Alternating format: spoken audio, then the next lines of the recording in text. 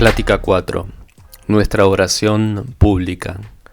Se han jactado algunas veces los episcopales de que los fieles van a sus iglesias a orar y adorar a Dios, mientras que los miembros de otras no se reúnen sino para escuchar sermones meramente. Nuestra contestación a esto es que si bien puede haber algunos profesores que sean culpables de esta falta, no sucede lo mismo con respecto al pueblo de Dios entre nosotros, pues éste se forma de las únicas personas que siempre tendrán verdadera devoción en cualquier iglesia. Nuestras congregaciones se reúnen con el fin de adorar a Dios, y aseguramos, teniendo en qué fundarnos para hacerlo así, que hay tanto de verdad y de oraciones aceptables ofrecidas en nuestros cultos ordinarios, no conformistas como pueden haberlas en los mejores y más pomposos de las iglesias de Inglaterra.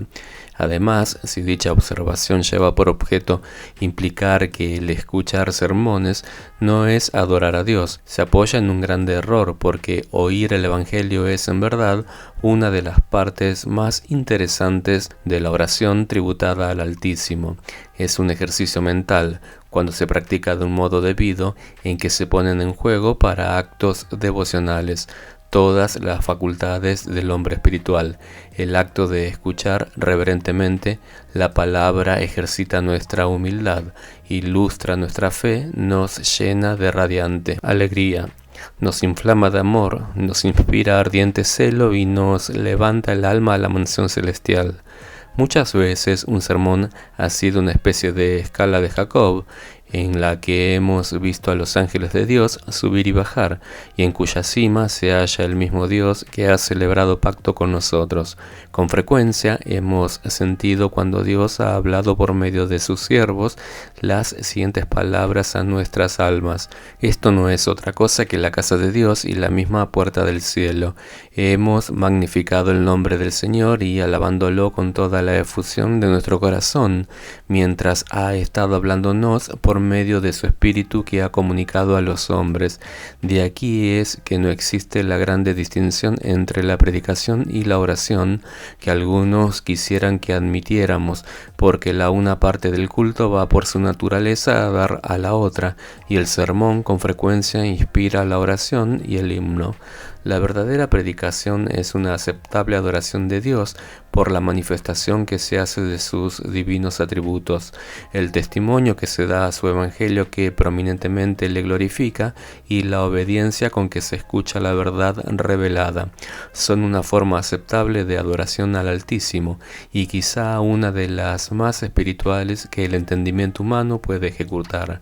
Con todo, como el antiguo poeta romano nos dice, es conveniente que recibamos lecciones de nuestros enemigos y por tanto, bien puede ser que nuestros opositores en liturgia nos hayan indicado lo que es, en algunos casos, un lado débil en nuestros cultos públicos.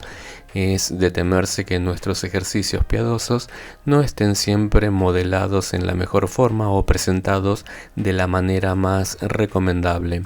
Hay casas de reunión en las que las oraciones que se hacen no son ni tan devotas ni tan cordiales como es de desearse. En otras se halla la cordialidad tan aliada con la ignorancia y la devoción tan adulterada como un lenguaje altisonante, y que ningún creyente dotado de buena inteligencia puede asistir al culto con placer.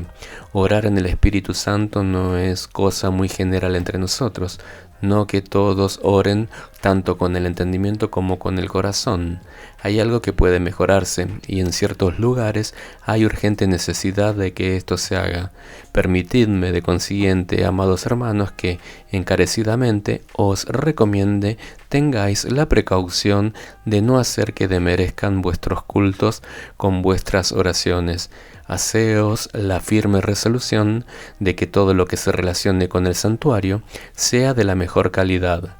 Estad seguros de que la oración libre y espontánea es la más bíblica y debe ser la forma más excelente de las súplicas públicas. Si perdéis la fe en lo que estáis haciendo, nunca lo haréis bien. Fijad en vuestra mente por lo mismo, que en presencia del Señor estáis tributándole adoración de un modo garantizado por su divina palabra y aceptado por Él. La expresión oraciones leídas a que estamos tan acostumbrados no se hallan en las Santas Escrituras, ricas como son en palabras para dar dirección a los pensamientos religiosos. Y tal frase no se halla en ellas, porque la cosa misma no existía. ¿En qué parte de los escritos de los apóstoles podemos encontrarnos con la idea desnuda de una liturgia? La oración en las congregaciones de los primitivos cristianos no estaba restringida a ninguna forma de palabras. Tertuliano escribe: oramos sin admonitor, porque oramos de corazón. Denique sine monitore, quia de pectore oramus. Tertuliani apologet. Sería difícil descubrir cómo y cuándo tuvieron principio las liturgias. Su introducción fue gradual y, según creemos, coextensiva y con la decadencia de la pureza en la Iglesia. La admisión de ellas por los no conformistas marcaría clara la era de nuestra decadencia y caída. La naturaleza de este asunto me tienta a extenderme más sobre él, pero no es el punto de que vengo tratando y por lo mismo lo dejo en tal estado. No sin advertiros que hallaréis el expresado asunto de las liturgias hábilmente tratado por el Dr. John Owen, a quien haréis bien en consultar. Discourse Concerning Liturgies and Their Imposition, volumen 5, Owen's Works, Gold's Edition. Tengamos especial cuidado en probar la superioridad de la oración improvisada y espontánea, haciéndola más espiritual y fervorosa que la devoción litúrgica. Es una gran lástima que un oyente se vea obligado a hacer la observación de que su ministro predica mejor de lo que ora. Esto no es tomar por modelo a nuestro Salvador, que hablaba como nadie habló e impresionó con sus oraciones de tal manera a sus discípulos, que éstos decían: Señor, enséñanos a orar. Todas nuestras facultades deben concentrar su energía y todo nuestro ser debe elevarse a un punto más alto de vigor al hacer la oración pública y mientras el Espíritu Santo bautizara el alma y el espíritu con su sagrada influencia. Pero una palabra desalineada, incoherente y sin vida, pronunciada a guisa de oración solo para llenar cierto espacio de tiempo en el culto, es cosa cansada para el hombre y abominable para Dios. Si la oración libre hubiera sido de un modo más elevado, nunca se habría pensado en la liturgia, y las formas de oración que hoy se usan no tienen otra disculpa que la debilidad de la devoción espontánea y de las oraciones improvisadas. Y esto consiste en que no somos tan realmente devotos de corazón como deberíamos ser. Debemos tener una comunión habitual con Dios, so pena de que nuestras oraciones públicas sean insípidas o de rutina. Si no se derritiera el hielo de las cuevas que se hallan en las cimas de las montañas, no bajarían de ellas arroyuelos bulliciosos a dar alegría a los valles.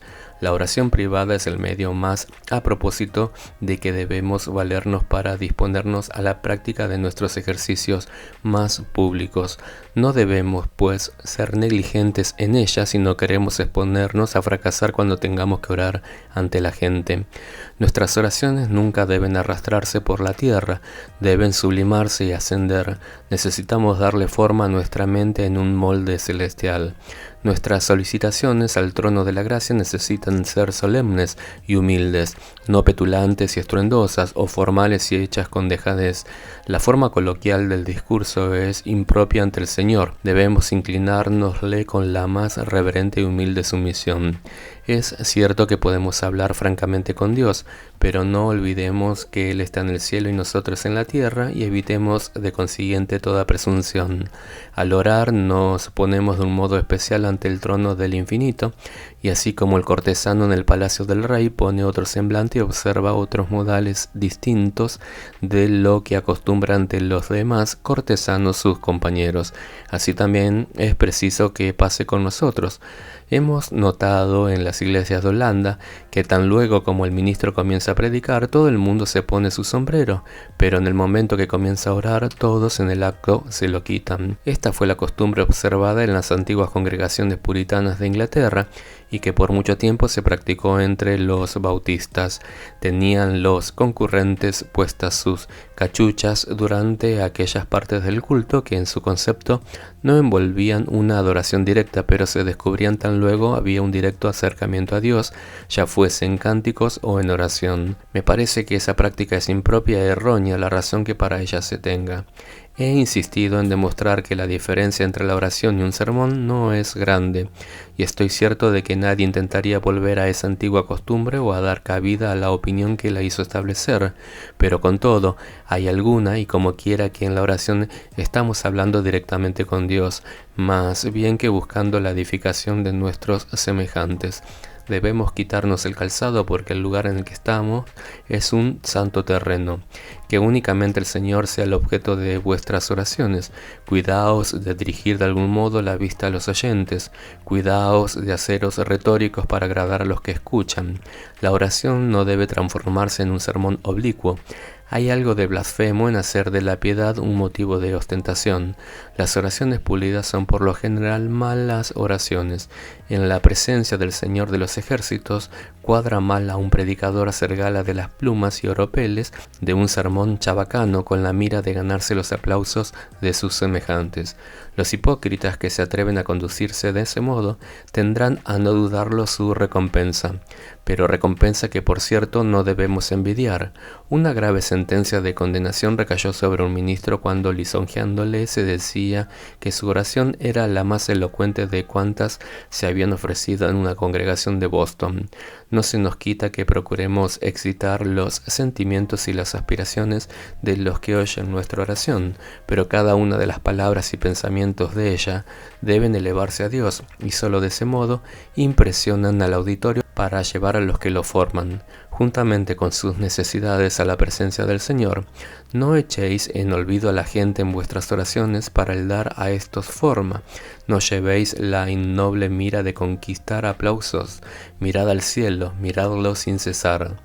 Evitad toda clase de vulgaridades en la oración.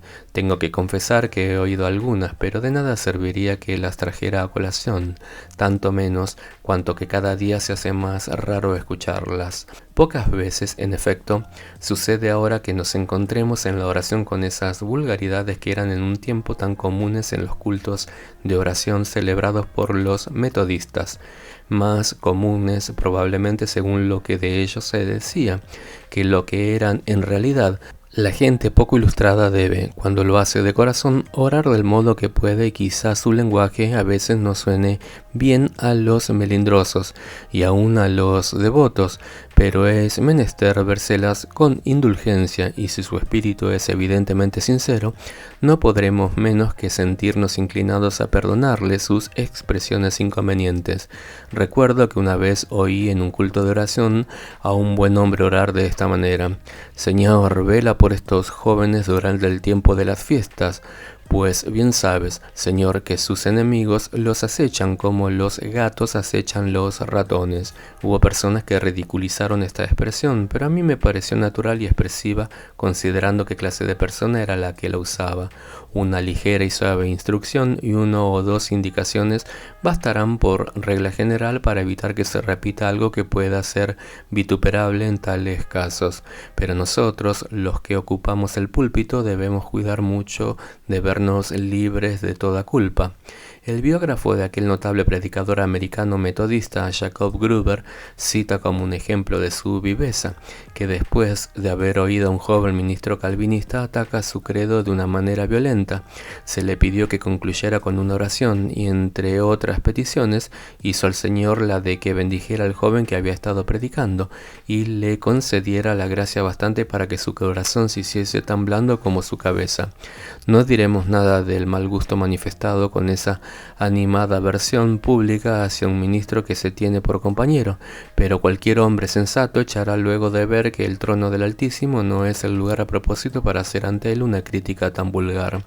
Muy probablemente merecía el joven orador un castigo por su falta de caridad, pero a la vez él de mayor edad, por su parte, pecó 10 veces más por su falta de reverencia.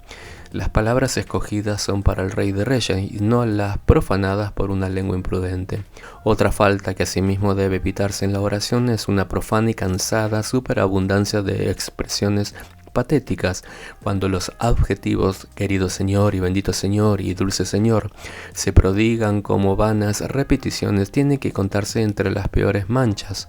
Confieso que no me repugnaría oír las palabras querido Jesús siempre que vinieran de los labios de Rutherford, de un Hanker o de un Herbert, pero cuando escucho palabras frívolas y familiares traídas a remolque por personas que de ninguna manera se distinguen por su espiritualidad, desearía de buena gana que los que tal hacen pudiesen de algún modo comprender mejor cuál es la verdadera relación que existe entre el hombre y Dios. La palabra querido, en fuerza de tanto usarla, se ha hecho tan común e insignificante y es en algunos casos un epíteto tan impertinente y afectado.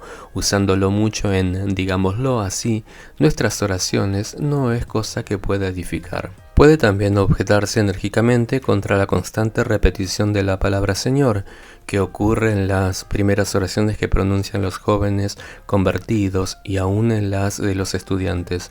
Los adjetivos "oh Señor", "oh Señor", "oh Señor" nos cargan cuando los oímos tan constantemente repetidos. No tomarás el nombre del Señor tu Dios en vano. Es un gran mandamiento y aunque la ley puede ser transgredida inadvertidamente con toda su transgresión, es un pecado y muy grave por cierto. El nombre del Señor no es un cubrefalta de que debemos echar mano cuando nos faltan palabras. Cuidad, pues, de usar con la mayor reverencia el santo nombre del infinito Jehová. Los judíos en sus escritos sagrados o dejaban un espacio para la palabra Jehová o escribían en lugar de ella la de Adonai, por juzgar a aquel santo nombre demasiado sagrado para el uso común. No necesitamos ser supersticiosos, pero bueno sería que fuéramos escrupulosamente reverentes. Bien podemos pasárnosla sin una profusión de ohs y otras interjecciones por el estilo que los jóvenes oradores no tienen a menudo empacho en prodigar. Evitad esta clase de oración a la que puede llamársele, aunque el asunto es tal que para su designación no hallamos en el lenguaje vocablos adecuados, una especie de exigencia perentoria tendida para con Dios. Es muy hermoso el espectáculo que presentan un hombre que lucha con Dios diciéndole: no te dejaré ir antes de que me bendigas, pero eso debe decirse con la mayor mansedumbre, no con un espíritu de fanfarronería propio del que se cree con derecho merecido para exigir bendiciones al Señor de cuanto hay. No echéis en olvido que es un hombre el que lucha, por más que eso le sea permitido, con el eterno yo soy. Jacob quedó con el muslo lastimado después del santo conflicto que tuvo aquella noche, para hacérsele ver así que Dios es terrible y que la victoria que logró alcanzar no fue efecto de una fuerza que existiese en él mismo. Se me ha enseñado a decir Padre Nuestro, pero es con todo, Padre Nuestro que estás en los cielos.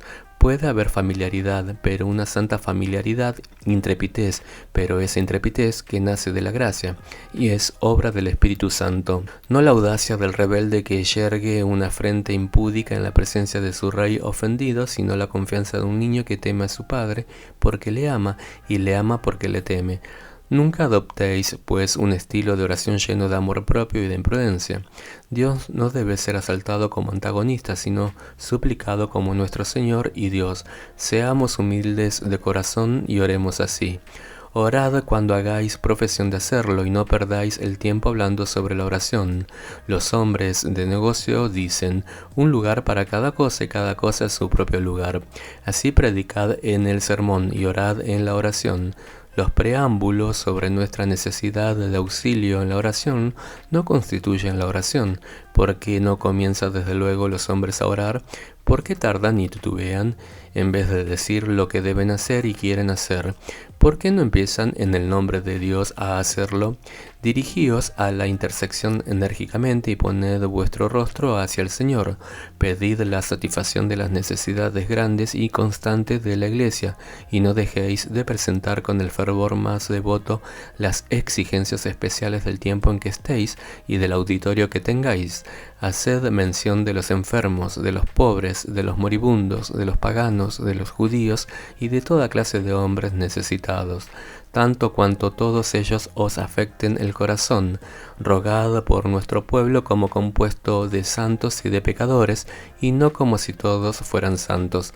Haced mención de los jóvenes y de los ancianos, de los serios y de los indiferentes, de los devotos y de los que están apostatando. Nunca os apartéis a diestra ni a siniestra, sino seguid el camino de oración ferviente. Sean verdaderas y prácticas vuestras confesiones del pecado y acciones de gracias, y sean ofrecidas vuestras peticiones como si creyerais en Dios y no pusierais en duda la eficacia de la oración. Digo esto porque las oraciones de muchos son tan formales que los oyentes no pueden menos de concluir que en su concepto la oración es una práctica muy decente, pero que no va seguida de ningún resultado provechoso al hombre. Rogad como los que han tenido ocasión de probar a Dios y que por esto vienen con toda confianza a hacer otras peticiones, y os suplico que no dejéis de rogar a Dios en todo el curso de vuestras oraciones, no mezclando nunca con ellas pláticas o predicaciones, ni mucho menos, según lo hacen algunos, reprensiones y murmuraciones.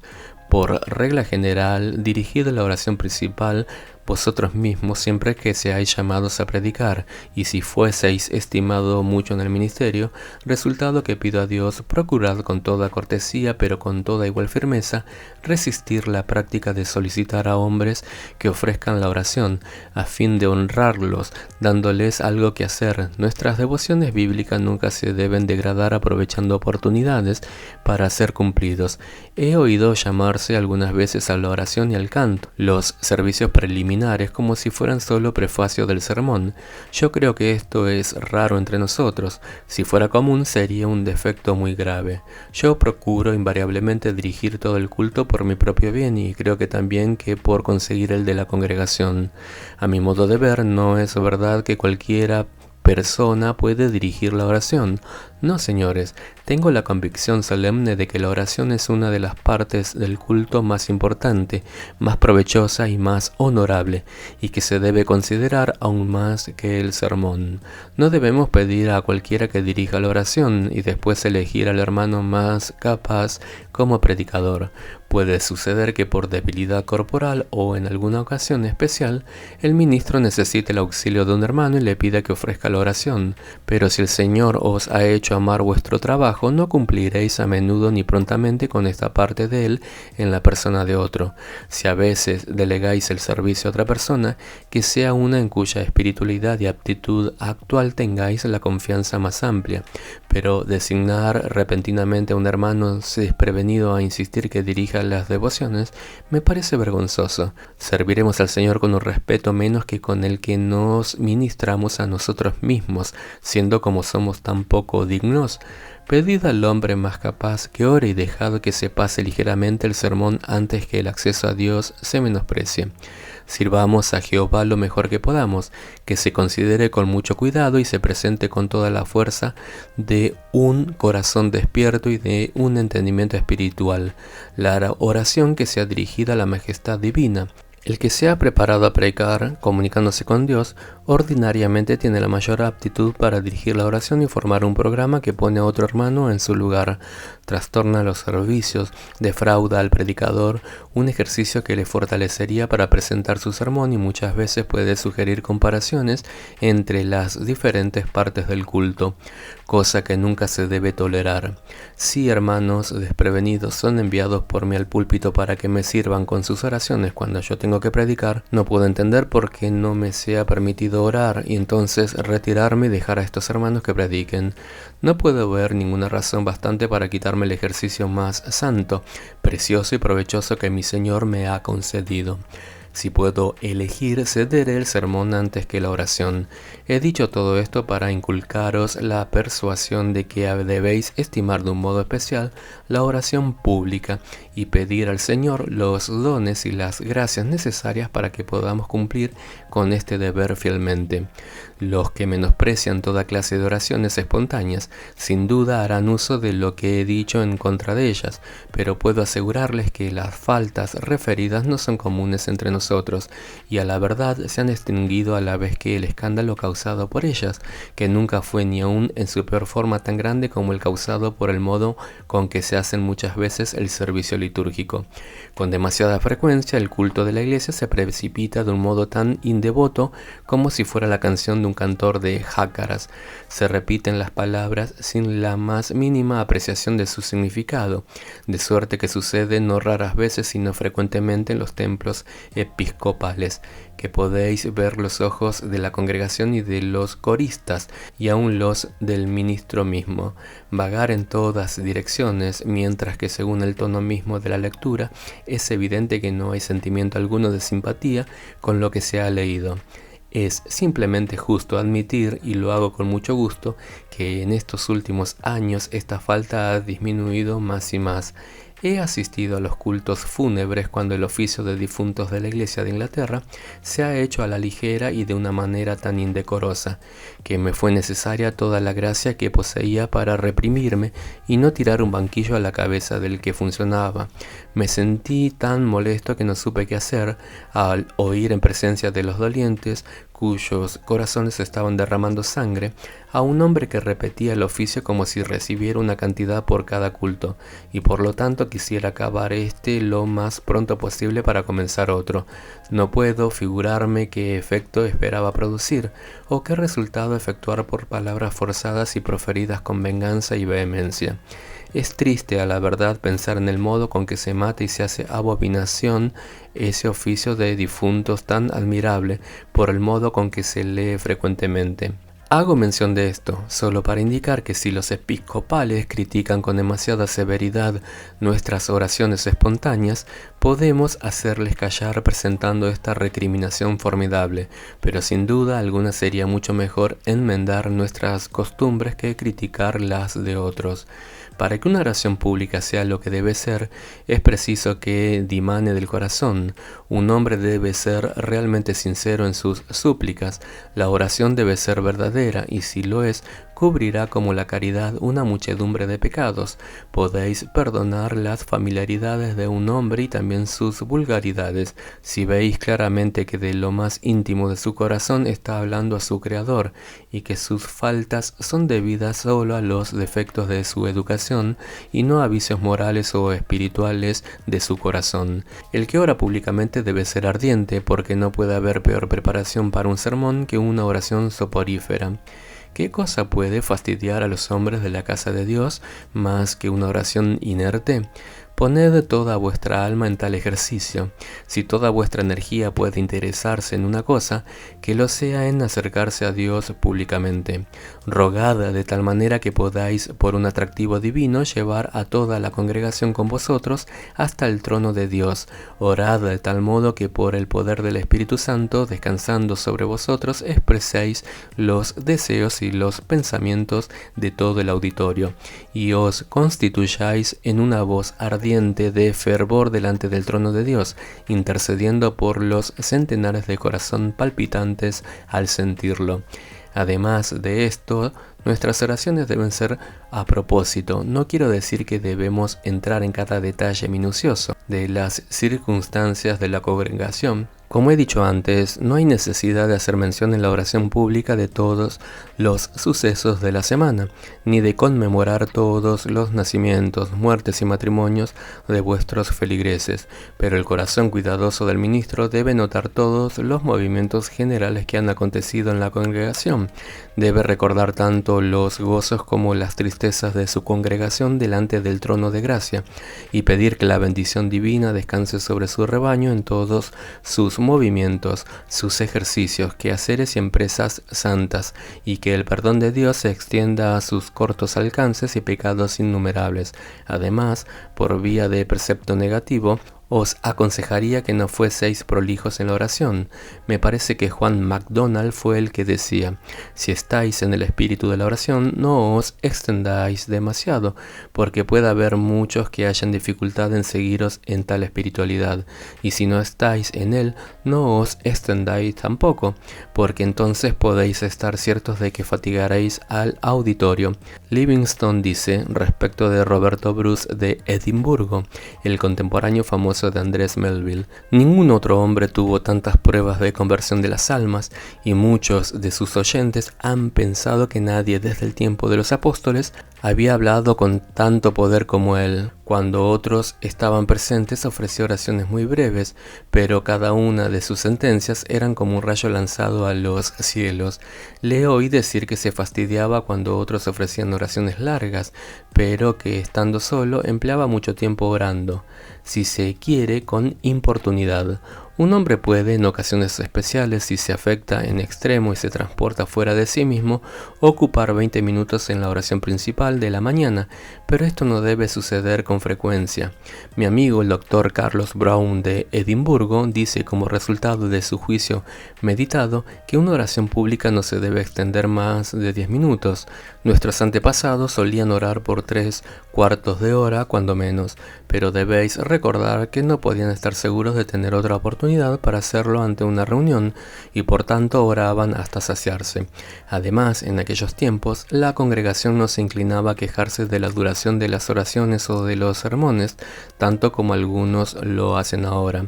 No podéis orar demasiado tiempo en secreto, por mucho que lo hagáis. No os limitamos cuando hagáis esto a 10 minutos, ni a 10 horas, ni aún a 10 semanas. Cuanto más os pongáis de rodillas solos, tanto mejor será el efecto que obtengáis así para vosotros como para vuestras congregaciones. Estamos hablando ahora de las oraciones públicas que vienen antes del sermón o después de él, y para estas 10 minutos son mejor límite que 15. Solo una persona entre 1000 se quejará de vosotros con motivo de que vuestras oraciones son demasiadas breves, pero muchas murmurarán de la duración fastidiosa de ellas. Dijo George Whitefield, una vez hablando de un predicador: excitó en mí un buen estado de espíritu por su oración, y si hubiera parado entonces habría sido un bien, pero me quitó tal estado el seguir orando más tiempo. La suma tolerancia del Señor se ha hecho patente al no infligir un castigo a algunos predicadores que han pecado en gran manera en cuanto a este respecto. Han hecho mucho mal a la piedad del pueblo de Dios con sus dilatadas y fútiles oraciones, y con todo, el Señor en su misericordia les ha permitido que continúen oficiando en el santuario. Desgraciados de aquellos que tienen que escuchar a un pastor muy cerca de media hora, después de cuyo tiempo suplican a Dios que excuse su involuntario laconismo. No os extendáis demasiado por varias razones. En primer lugar, porque al fatigaros, fatigaréis a la gente, y en segundo, porque con la duración de vuestras oraciones haréis que el auditorio se distraiga de sus meditaciones para prestar oídos al sermón. Todas esas áridas, pesadas y prolijas pláticas en la oración no hacen más que embotar la atención de los oyentes, cuyos oídos, digámoslo así, se saturan de palabras. Nadie, teniendo por objeto asaltar la puerta del oído, la obstruiría con lodo y piedras. No, quitad de la puerta toda clase de obstrucciones para que el ariete del Evangelio produzca su propio efecto cuando llegue el tiempo de usarlo. Las oraciones largas consisten en repeticiones o en explicaciones superfluas que Dios no requiere, o degeneran en pura predicaciones, de suerte que no hay diferencia alguna entre la oración y la predicación, excepto que en ella el ministro tiene sus ojos cerrados y en esta los mantiene abiertos. No es necesario repasar en nuestras oraciones el catecismo de Westminster, ni repetir la experiencia de todo el pueblo presente, ni aun la vuestra. No se nos exige que nuestras oraciones consistan en una serie de textos bíblicos, ni que citemos a David y Daniel y Job y Pablo y Pedro y todos los demás bajo el título de tu siervo antiguo.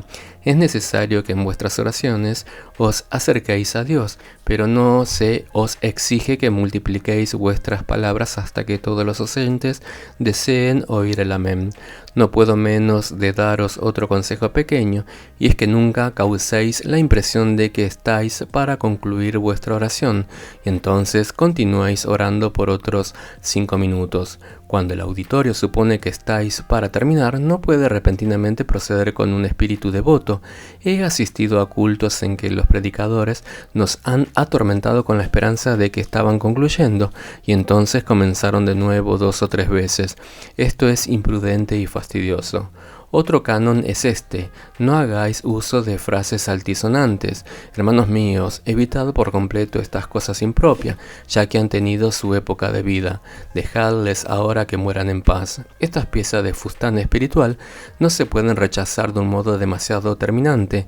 Algunas de ellas son puras ficciones, otras son pasajes sacados de obras apócrifas, otros son textos que en un tiempo fueron citados de la Biblia, pero que se han adulterado de tal manera que es casi imposible reconocerlos como palabra del autor divino.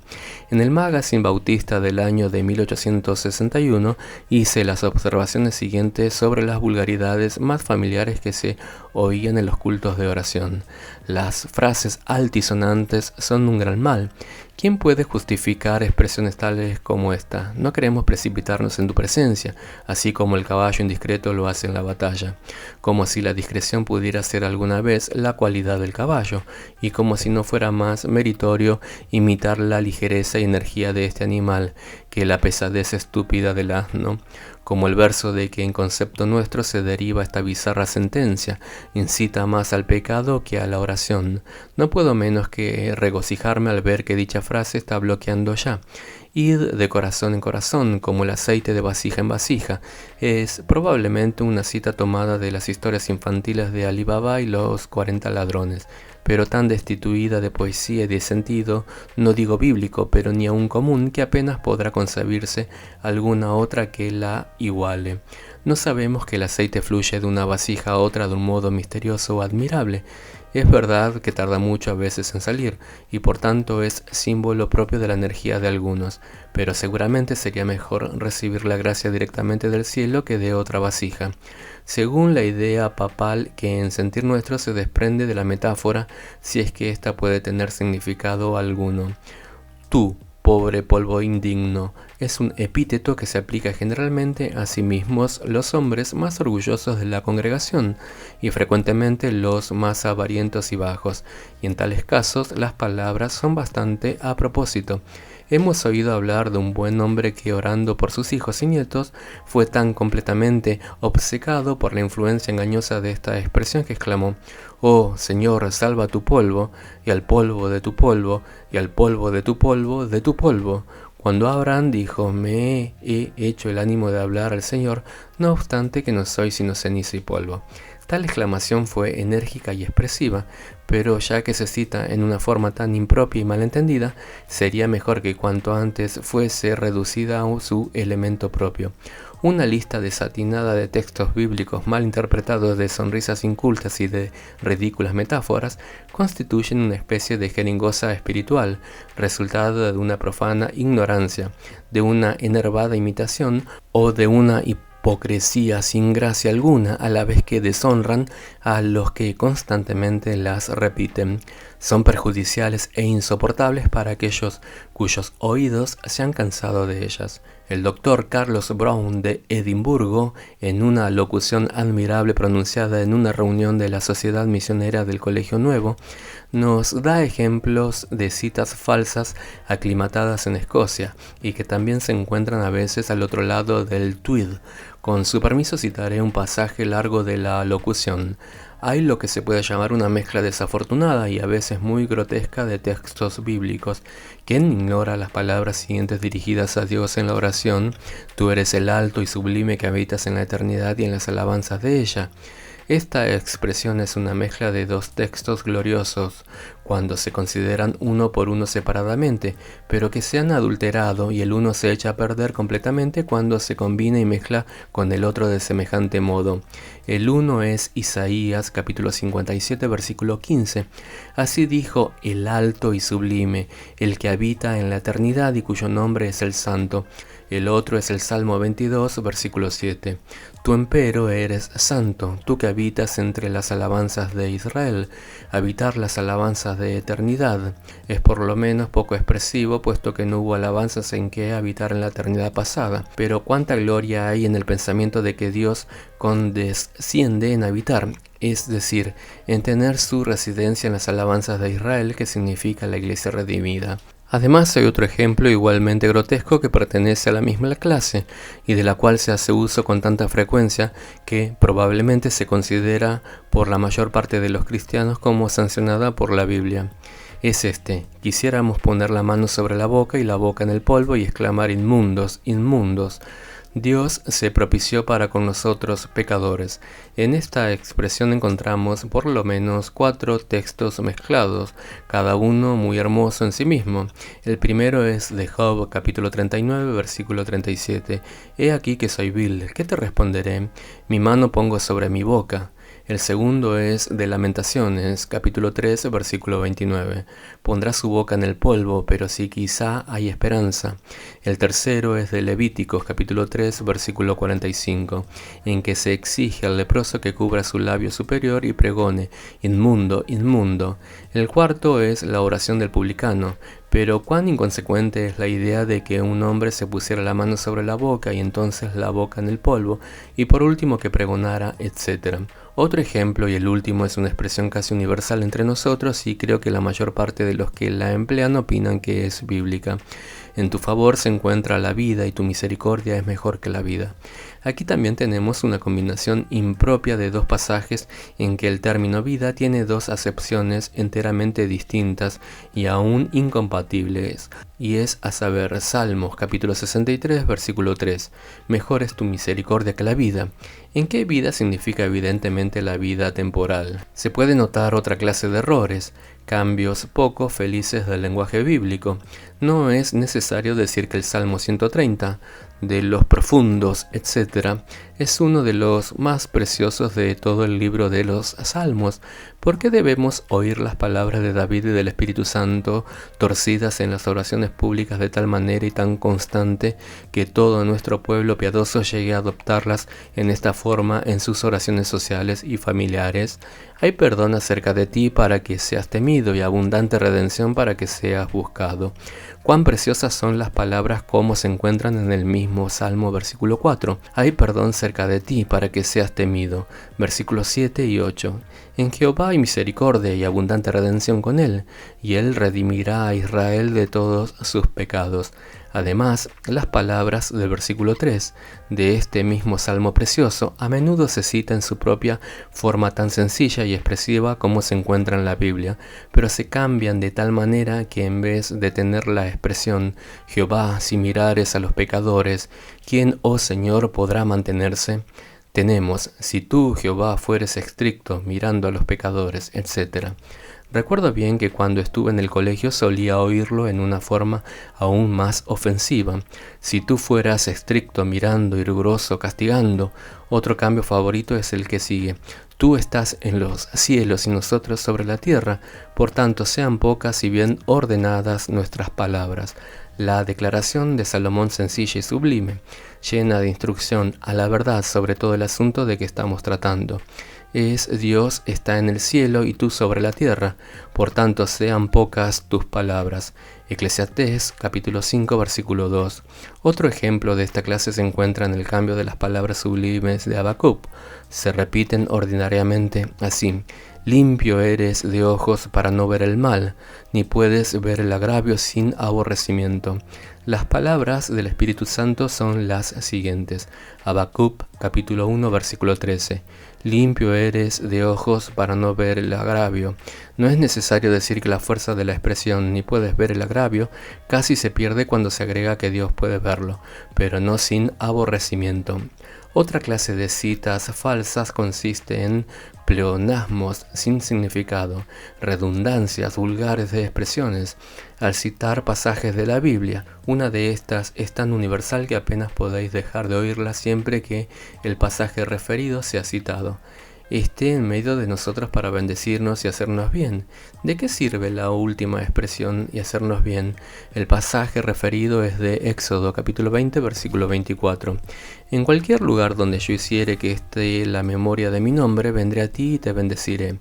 Tal es la sencillez de la Biblia. Lo que agregamos es hacernos bien. En Daniel capítulo 4 versículo 35 leemos las palabras nobles. Ni hay quien lo estorbe con su mano y le diga, ¿qué haces? El cambio favorito es el siguiente: ni hay quien te estorbe con su mano de obrar.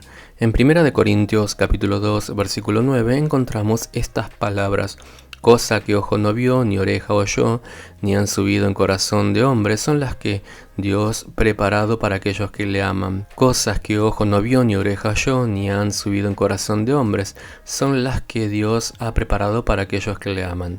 Esto se ha cambiado en esta expresión: ni ha subido en corazón de hombre concebir las cosas, etc.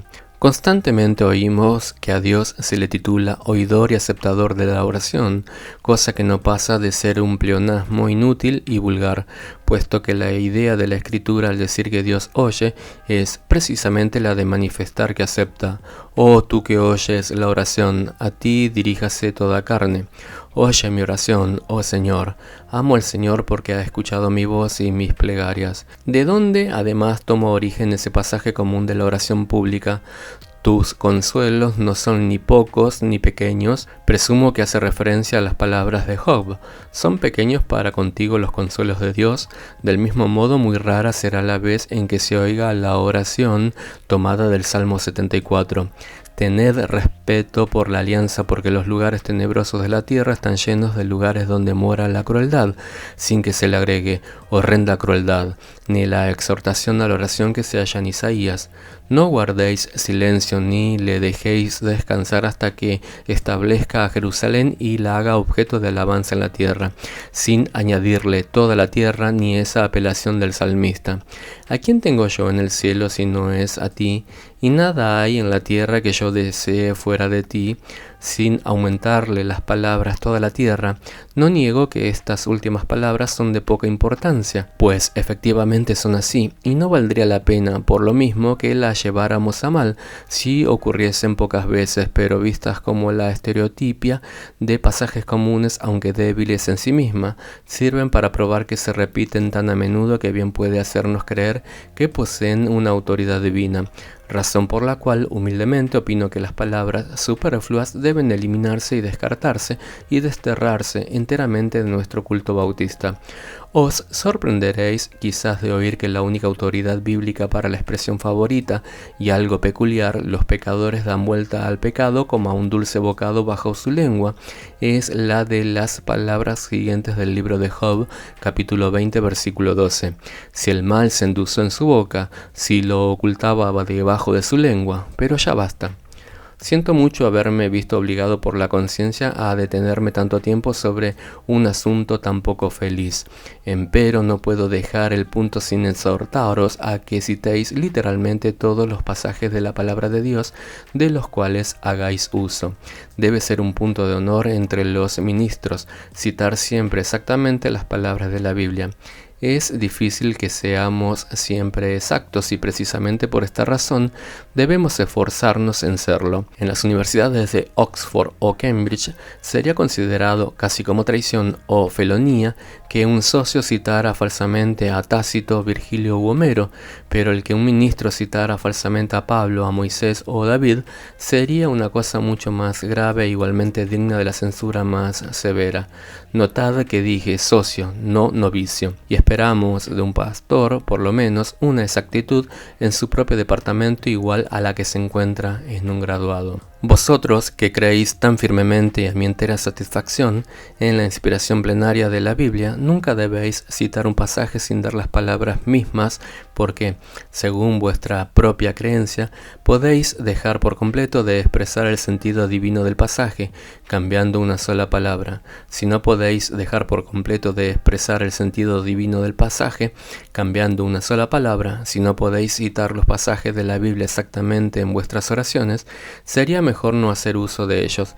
Emplead una expresión nacida de vuestra propia mente y será igualmente aceptable a Dios como una frase bíblica adulterada y trunca. Guardaos con vehemencia de las alteraciones y perversiones de la Escritura y renunciad para siempre a todas las frases altisonantes, puesto que desfiguran las oraciones espontáneas del corazón. He notado la costumbre entre algunos, que os ruego no adoptéis, de orar con los ojos abiertos. Es antinatural, indecoroso y repugnante. Raras veces sucederá que el ojo abierto y levantando hacia el cielo puede ser conveniente y conmovedor, pero mirar a los objetos que nos rodean mientras que profesamos comunicarnos con el Dios invisible es detestable en extremo. Los padres de la iglesia primitiva condenaron esta práctica indecorosa. Debemos hacer uso, si acaso, de muy pocas gesticulaciones al orar. Apenas alguna vez nos conviene levantar y mover el brazo como si estuviéramos predicando, pero los brazos extendidos y las manos enclavijadas son naturales y sirven para sugerir pensamientos a propósito si es que el individuo que ora está muy excitado. La voz debe estar conforme siempre con el asunto y no ser nunca violenta ni audaz. Que los tonos del hombre que habla con Dios sean humildes y reverentes. ¿No os enseña esto aún la naturaleza misma? Si la gracia no lo hace, desespero. En cuanto a nuestras oraciones en los cultos dominicales, tal vez sería útil daros algunos consejos para evitar que se establezca entre nosotros una rutina monótona y fastidiosa. Os recomiendo que variéis el orden de las diferentes partes del culto tanto cuanto os sea posible. Lo que el espíritu libre nos impele a hacer, hagámoslo desde luego. He llegado recientemente a entender por primera vez cuán grande es el poder de los diáconos sobre los ministros en algunas iglesias del campo. He tenido la costumbre siempre de dirigir los servicios religiosos del modo que me parecía más conveniente y provechoso, y nunca he oído hablar ni una palabra en mi contra, aunque puedo decir que disfruto de mucha intimidad con los directores de mi iglesia. Pero un hermano en el ministerio me dijo esta mañana que una vez principió el culto de la mañana por una oración en vez de anunciar un himno, y que después del culto, cuando él se retiró al vestuario o guardarropa, los diáconos le pusieron de manifiesto que no podía permitir innovaciones. Hasta ahora hemos entendido que las iglesias bautistas no están esclavizadas a tradiciones ni a reglas fijas en cuanto a sus modos de adoración, y sin embargo estos pobres, deseando hacerse soberanos y exclamando en alta voz contra una liturgia, quieren que su ministro se someta a ceremonias introducidas por la costumbre. Ya es tiempo de que tales absurdos se pongan un hasta aquí. Pretendemos dirigir los cultos así como el Espíritu Santo nos enseña y según nuestro mejor juicio. No nos someteremos a una regla que nos exija que cantemos ahora y oremos después, sino variaremos el orden del culto para evitar de este modo la monotonía. He oído decir que el reverendo Hinton principió el culto una vez por el sermón, para que los que llegaran tarde pudieran por lo menos disfrutar la oportunidad de orar con la congregación. ¿Y por qué no? Las variaciones tienden a hacer bien, la monotonía es muy fastidiosa. Frecuentemente sería muy provechoso dejar a la congregación que guardara silencio entero por 2 o 3 minutos. El silencio solemne hace noble la adoración. La adoración verdadera no es el sonido tumultuoso que se repite por labios clamorosos, sino es el silencio profundo de un alma que se abraza a los pies de Jehová. Variad, pues, el orden de vuestras oraciones para fijar mejor de este modo la atención del auditorio y evitar a la vez que su asistencia sea como el movimiento de un reloj que continúa de un modo monótono hasta que sea necesario darle cuerda. Variad la duración de vuestras oraciones públicas. ¿No pensáis que sería mucho mejor a veces, en lugar de emplear 3 minutos en la primera oración y 15 en la segunda, ocupar 9 en cada una? ¿No sería más provechoso a veces detenernos más tiempo en la primera y menos en la segunda? ¿No serían mejores 2 oraciones medianamente largas que una larga en extremo y otra muy corta? ¿No sería un buen cambio cantar un himno después de leer el capítulo o cantar 1 o 2 estrofas antes de la oración? ¿Por qué no sería bien a veces cantar 4 himnos en un culto? ¿No debemos estar contentos a veces con 2 himnos y aún con 1? ¿Por qué es necesario cantar siempre después del sermón? ¿Por qué, por otra parte, nunca cantan algunos al fin del culto? ¿Es conveniente siempre o aún con frecuencia una oración después del sermón? ¿No es verdad que a veces es muy conmovedora? Si fuéramos guiados por el Espíritu, ¿no conseguiríamos una variedad actualmente desconocida? Hagamos lo que fuera oportuno a fin de que nuestra congregación no llegue a considerar ninguna forma del culto como dispuesta por Dios, y así recaiga en la superstición de que se ha escapado. Variad el curso de vuestras oraciones intercesoras. hay muchos objetos que os exigen la atención. Por ejemplo, la iglesia en su debilidad, su apostasía, sus tristezas y sus consuelos, la gente que no es nuestra, la vecindad, los oyentes no regenerados, los jóvenes y la nación. No reguéis por todo esto siempre. De otro modo, vuestras oraciones serán largas y fastidiosas. Cualquier asunto que pese especialmente sobre nuestro corazón, que sea el más prominente en vuestras súplicas. Hay un modo de orar bajo la dirección del Espíritu que hará homogéneo todo el servicio y lo hará conforme con los himnos y el discurso. Es muy provechoso conservar la unidad en el culto donde quiera que sea posible, no de un modo forzoso sino prudente, para que el efecto sea uno. Ciertos hermanos no han llegado a conservar la unidad en sus sermones, sino vagan de Inglaterra al Japón e introducen todos los asuntos que se pueden imaginar. Pero vosotros, que habéis aprendido el modo de conservar la unidad en vuestros sermones, podéis avanzar más todavía y exhibir cierto grado de unidad en el culto, teniendo cuidado tanto en el himno como en la oración y el capítulo de dar prominencia al mismo asunto. No puedo recomendaros la práctica común entre algunos hermanos de repasar el sermón en la última oración. Puede ser instructiva al auditorio, pero esto es cosa enteramente extraña a la oración. Es altisonante, escolástica y no nos conviene. No imitéis esta costumbre. Evitad, como una víbora, todos los esfuerzos para excitar un fervor espurio en la devoción pública. No os esforcéis en pareceres fervientes. Rogad como vuestro corazón os dicte, bajo la dirección del Espíritu de Dios. Y si os sentís torpes e inactivos, decidlo al Señor. No será una cosa mala confesar vuestra frialdad y lamentarla, y pedir las influencias vivificadoras del Espíritu Santo. Por el contrario, sería una oración verdadera y aceptable, pero un ardor fingido es la forma más vergonzosa de la mentira. Nunca imitéis a los que son fervientes. Conocéis a un hombre piadoso que gime y a otro cuya voz se hace aguda luego que lo excita el celo, pero no por esto gimáis ni chilléis a fin de parecer tan celosos como son ellos. Sed solo naturales siempre y pedid a Dios su dirección en todo. Por último, os digo esto en confianza. Preparad vuestras oraciones. Diréis asombrados, ¿qué quiere decir usted con este consejo? Bien, doy a entender lo que algunos no quieren decir por dichas palabras. Este asunto se discutió una vez en una sociedad de ministro. ¿Era bien hecho que un ministro preparara su oración de antemano? Algunos dijeron con plena convicción que no, que eso sería muy malo, y tenían razón. Otros con igual convicción dijeron que sí, y a estos también los asistía la razón. En mi concepto, tanto unos como otros dijeron la verdad. Los primeros entendieron por preparación el estudio de las expresiones y la formación de un hilo de pensamientos formado con anticipación, y esto al modo de ver de todos sería cosa enteramente contraria a la adoración espiritual en la cual debemos entregarnos por completo en manos del Espíritu y recibir de él nuestra ilustración tanto en cuanto a los pensamientos como en cuanto a las palabras.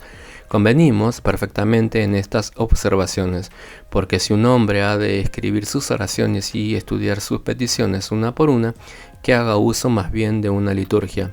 Pero los hermanos que opinaron de distinto modo dieron a entender por preparación otra cosa muy diferente, es decir, no la de la inteligencia sino la del corazón, y la cual consiste en considerar solemnemente y antes del culto la importancia de la oración, en meditar sobre las necesidades de las almas, en recordar las promesas en que debemos esperar y en acercarnos hacia el Señor con una petición escrita en tablas de carnes del corazón.